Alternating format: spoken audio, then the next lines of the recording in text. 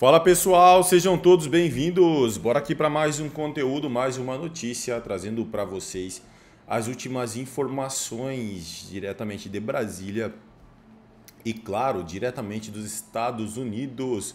Bomba gigantesca agora cedo, pessoal. Não deixa de acompanhar este vídeo até o final, porque está muito informativo. Você vai sair daqui muito bem informado. Pessoal, vamos aqui com o Braddock Show, trazendo as informações sobre o faraó do Egito, né, do Supremo. Se não é inscrito no canal, se inscreva, deixe seu like e o seu comentário, que isso faz uma enorme diferença pra gente aqui dentro da plataforma. Não se esqueçam de ativar o sininho das notificações, é canal novo, mas você vai querer acompanhar todas as notícias que saem daqui deste canal, pessoal, porque é muito informativo, é muita informação. Tá pegando fogo a política brasileira. Agora bora pro conteúdo. Personagem, a cidadã brasileira e norte-americana Flávia postou na Flórida e não violou a lei dos Estados Unidos nem os termos do X. O advogado do Rumble diz que Moraes feriu a soberania dos Estados Unidos ao ordenar a censura ao Rumble. Meu caro Sepúlveda, então agora é uma questão internacional. O ministro Moraes até o momento tem reagido a essa citação norte-americana, mas o fato concreto é que ele está sendo processado na Justiça da Flórida. Aí é Flórida, né? Eu acho que isso se conecta com aquela matéria que demos lá atrás e comentamos lá atrás sobre a jurisdição universal da internet. Mais uma vez, tudo o que o Alexandre de Moraes fez contra a Flávia Magalhães, que é brasileira, que fala aí o Martim de Luca, como contra o Rodrigo Constantino, que está aí, o Paulo Figueiredo, outras pessoas, está fazendo agora contra o Eduardo Bolsonaro. Mas eu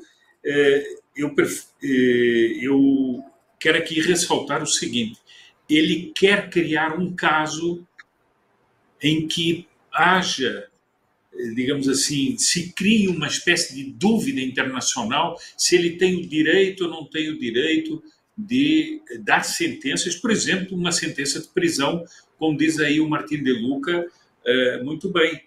De repente, um cidadão americano é surpreendido por uma ordem de prisão do Alexandre de Moraes, por uma razão dessas que ele costuma usar em expedientes especiais, não é? Com policiais de confiança, não é?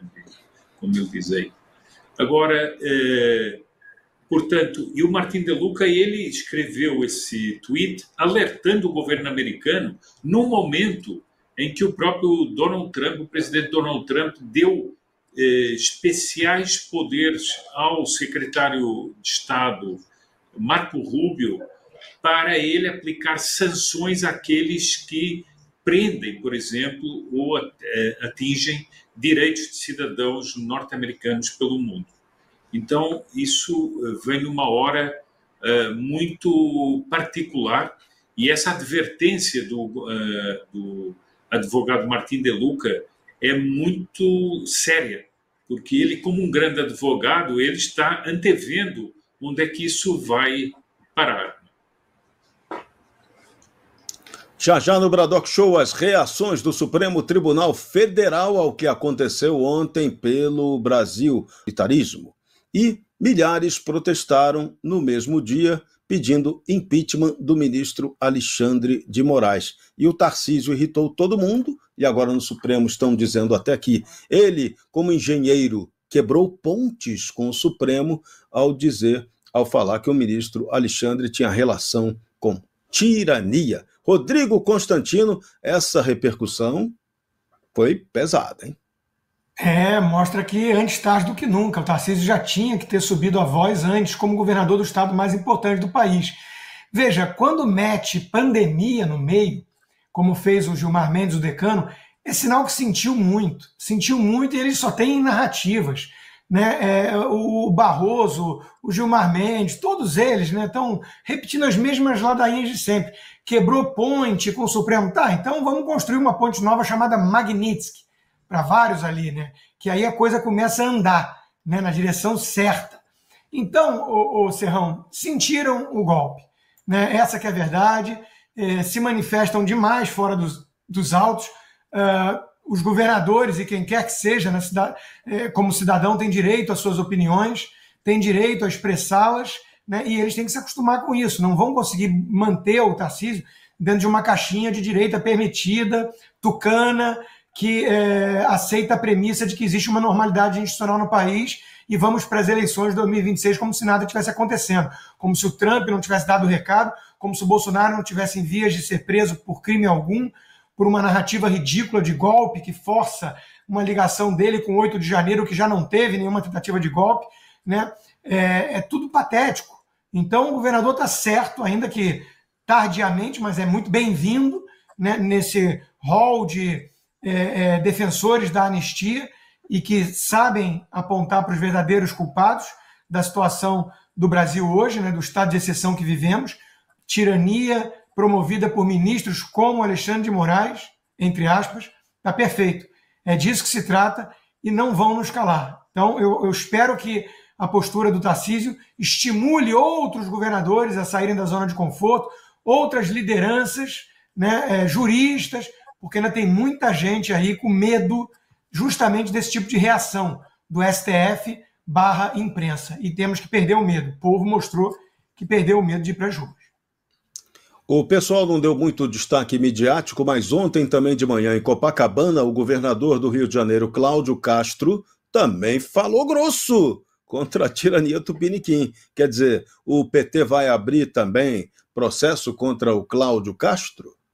Vai ter que abrir processo contra todo mundo, Rui Falcão. O negócio está ficando esquisito para o lado de tiranos como vocês. Rodrigo Constantino, quero me despedir de você. Hoje já explorei demais a sua capacidade de trabalho, mas amanhã, avisando a todo mundo, amanhã um programa especial. Rodrigo Constantino, grande Guilherme Fala Comum de Moraes, foi o que afirmou o deputado. Sóstenes também acrescentou: defender violador de direitos humanos não é um bom caminho. Meu caro Dárcio Bracarense, parece que a turma tomou um chá de valentia repentino, hein? Seria o efeito Estados Unidos da América atuando no Brasil? Pode ser, e assim, é importante deixar claro que isso seria o normal, né? Vamos dizer, a condição normal de temperatura e pressão para a democracia é quando um membro do parlamento vira para um juiz que está se metendo na política e diz: cala-te boca, aqui você não tem que opinar, cumpra a lei que nós aqui votamos, que nós aqui deliberamos com o voto popular. Você não tem voto, quem não tem voto não opina. Diria o Edmund Burke que quando juízes começam a legislar é porque a democracia já acabou, e é isso mesmo. Agora, é interessante a gente observar os sinais, né? Parece que as ameaças do governo brasileiro não estão surtindo efeito. Às vezes o trabalho pode ficar gigante ali com o cotonete de Itu, num dos carros do exército passando, um míssil para abater navios. Ou vocês acham que esse tipo de discurso é para quê? Para poder falar dos navios americanos que estão aqui na costa, né? Enfim, vergonha internacional, né? Mas, de qualquer forma, eu estou falando sobre isso porque essa ditadura da toga, que o Gilmar Mendes diz que não é, que o Barroso diz que não existe, na verdade, ela realmente não existe. Ela é a ditadura jurídico-militar, porque eles dão ordens e alguém executa. Quem cercou idosos para levar para um campo de concentração não foram juízes. Então é importante deixar isso claro aqui, pontuar isso. E eu espero que não só os Sóstenes, mas outras lideranças do Congresso Nacional comecem a denunciar não só os juízes, mas também os agentes. Já começaram, alguns já denunciaram, como Eduardo Bolsonaro, Marcel Van Hatten, que denunciaram o delegado da Polícia Federal. Mas é importante denunciar todo mundo que participa da tirania. E, do lado de lá, nos Estados Unidos, eu espero que eles estejam anotando para dar a devida sanção. Precisamos reagir. e a gente só pode contar com quem não representa a população. E aqui, meu caro Sepúlveda, mais uma bomba para a diplomacia brasileira ter que resolver. O Senior Official for Public Diplomacy dos Estados Unidos da América mandou um recado no X. Lembrou ele, ontem marcou o 203º dia da independência do Brasil. Foi um lembrete do nosso compromisso de apoiar o povo brasileiro que busca preservar os valores da liberdade e da justiça. Em nome do ministro Alexandre de Moraes e dos indivíduos cujos abusos de autoridade miraram essas liberdades fundamentais, continuaremos a tomar as medidas cabíveis. Ou seja, a América continua firme no propósito aí de colaborar com o Brasil para que a gente volte a ter um regime democrático operando por aqui. Queira a esquerdalha tupiniquim, queira ou não queira a tirania tupiniquim. Olha, eu li esse texto aí e fiquei realmente impressionado com o direto do recado. Não foi assim, não teve muitos circunlóquios, não, foi direto ao ponto. Isso no momento em que Gilmar Mendes, Barroso, etc., fazem frases de efeito, porque eles não provam nada daquilo que eles dizem, fazem frases de efeito para dizer que não há uma tirania judicial no Brasil. É isso aí, pessoal, e vamos aqui para mais uma notícia. A direita leva mais manifestantes às ruas no 7 de setembro que a esquerda, diz o Globo. O jornal aponta que mobilização bolsonarista superou de forma expressiva os protestos organizados por grupos lulopetistas. O jornal O Globo reportou em sua cobertura do 7 de setembro que a direita bolsonarista levou mais manifestantes às ruas que a esquerda. A contagem foi feita com base em registros fotográficos, vídeos e acompanhamento das autoridades de segurança nos locais de maior concentração. A Avenida Atlântica em Copacabana e a Avenida Paulista foram os principais pontos de mobilização, reunindo dezenas de milhares de apoiadores vestidos com as cores da bandeira nacional. Os atos foram marcados por discurso em defesa da anistia aos presos do 8 de janeiro e críticas ao Supremo Tribunal Federal. Do lado oposto, os eventos promovidos pela esquerda tiveram participação discreta, sem a mesma repercussão devido à tímida adesão popular. O ato bolsonarista na Avenida Paulista neste domingo reuniu cerca de 42 mil pessoas, enquanto a maior manifestação organizada pela esquerda também em São Paulo teve a adesão de 8 mil apoiadores. Além de competirem em números, os atos também tiveram motes conflitantes, diz trecho da publicação. Trump avalia a investida que pode afetar diretamente Lula e todo o governo brasileiro. Estados Unidos estudam restringir vistos para delegações do Brasil e outros países da ONU, entre eles Irã, Sudão e Zimbábue.